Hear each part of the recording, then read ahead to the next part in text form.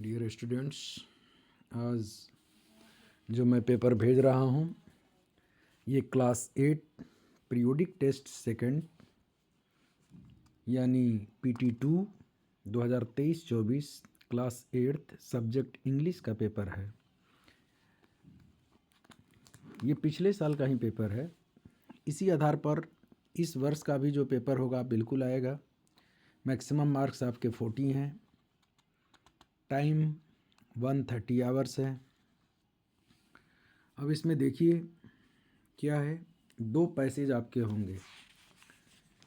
2 passage, एक 7 number का है, इसमें दिखा रहा है जैसा कि 4 और 3 करके।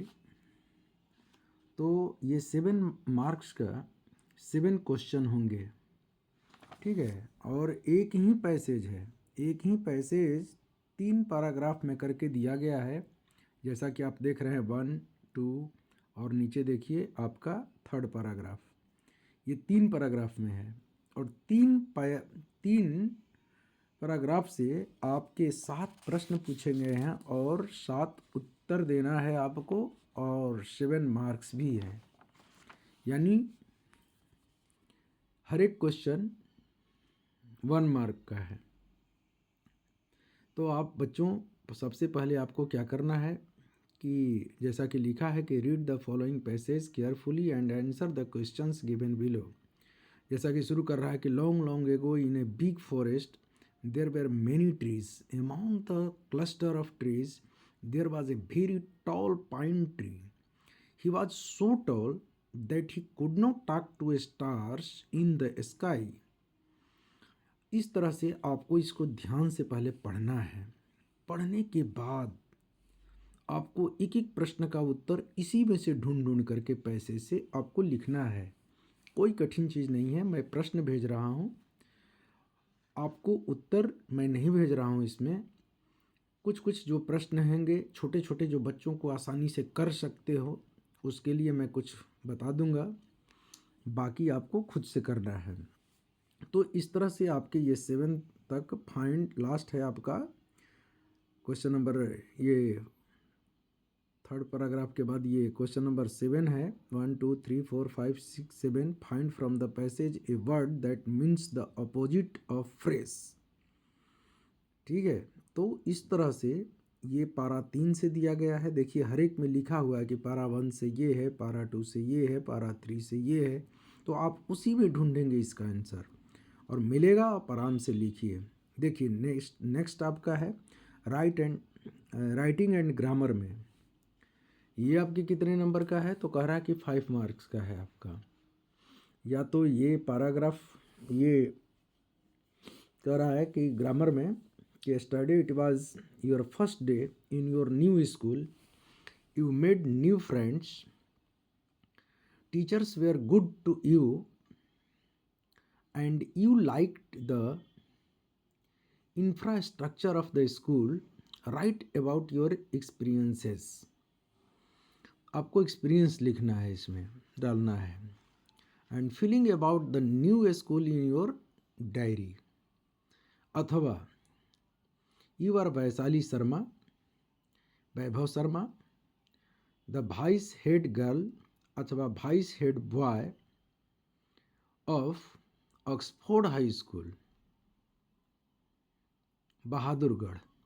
Your school is organising an inter-class drawing and painting competition for classes 5th to 8th.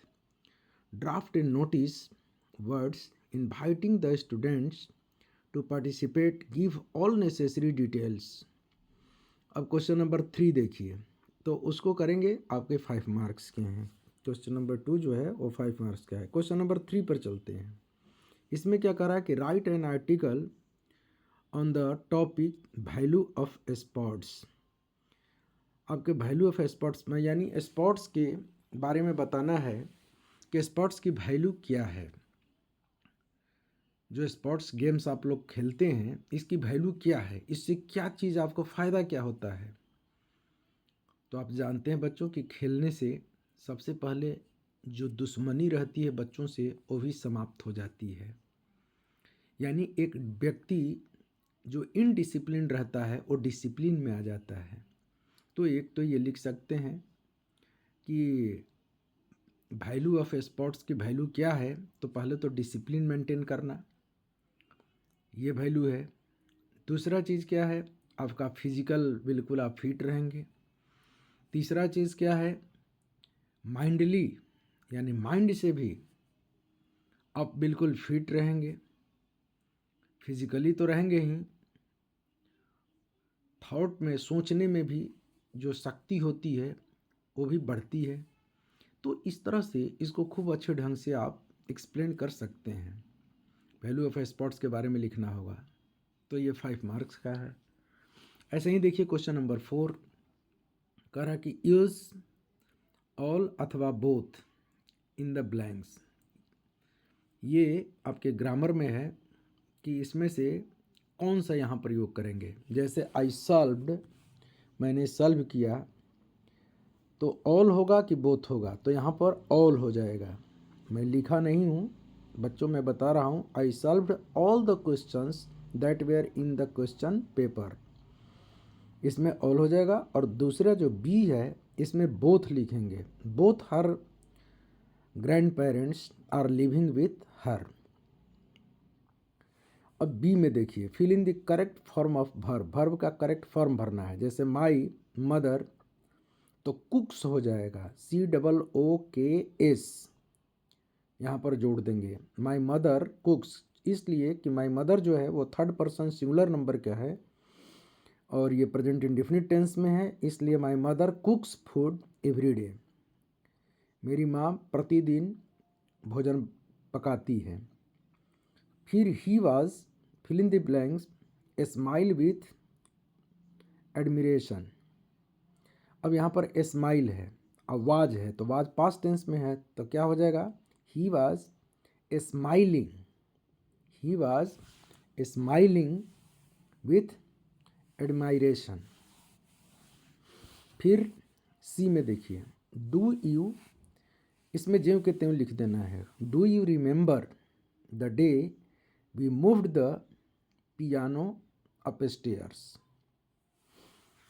ऐसे ही सी, इसमें क्या करना है, रीअरेंज, आपको अरेंज करना है। तो बच्चों ये ज़रूर आता है, रीअरेंजमेंट वाला 2 वर्ड 2 मार्क्स का आता है। कोई भी वर्ड दे देगा, इधर उधर कर देगा, लेकिन आपको सेटिंग करनी है।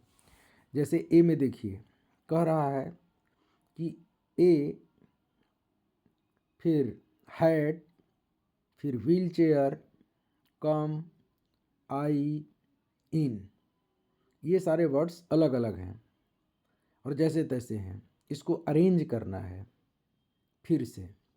तो ये कैसे अरेंज होगा, तो लिखना होगा, इसका सही सही क्या होगा, आई हैड, क्या लिखना है, I had come in a wheel chair. ये वाक्य बिल्कुल अरेंज हो गया। ठीक है, क्या लिखना है, I had come in a wheel chair. अब बी का मैं बता रहा हूँ, देखो बी का आंसर क्या होगा। लिखा है hide his cuts and brushes body Rajni on. तो सबसे पहले कर्ता हम ढूंढते हैं, तो कर्ता है रजनी, तो क्या लिखेंगे, लिखेंगे कि रजनी हैड, इसके बाद रजनी कर्ता के बाद क्या होता है, हेल्पिंग वर्ब, हेल्पिंग वर्ब में क्या है आपका, हैड। तो Rajni had cuts and bruises, Rajni had